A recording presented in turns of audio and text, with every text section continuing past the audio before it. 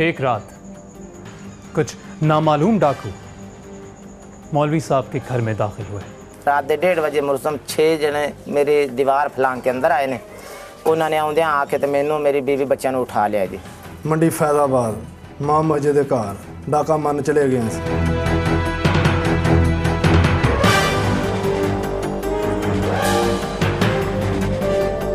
मेरा क्या कसूर था, मेरा क्या गुनाह था जो मेरे साथ इतना बड़ा जुल्म हुआ है। ਤੇ ਫਿਰ ਤੁਹਾਡੀ ਅਸੀਂ ਤਾਂ ਬੱਚੀ ਲੈ ਜਾਵਾਂਗੇ, ਤੁਹਾਡੀ ਅਗਵਾ ਕਰ ਲਾਂਗੇ, ਫਿਰ 10 ਲੱਖ ਦੇ ਆਵੋਗੇ ਤੇ ਅਸੀਂ ਤੁਹਾਡੀ ਬੱਚੀ ਦੇ ਛੱਡਾਂਗੇ। ਉਹ ਕਹਿਣ ਲੱਗਾ ਅਸੀਂ ਚੋਰ ਹਾਂ, ਡਾਕੂ ਹਾਂ, ईसाई हैं, असी कसमा कुरान कदी नहीं मन्या हैगा। और जब ये बेगैरत कानून के आईनी फंदे में चकड़े जाते हैं तो फिर वही होता है।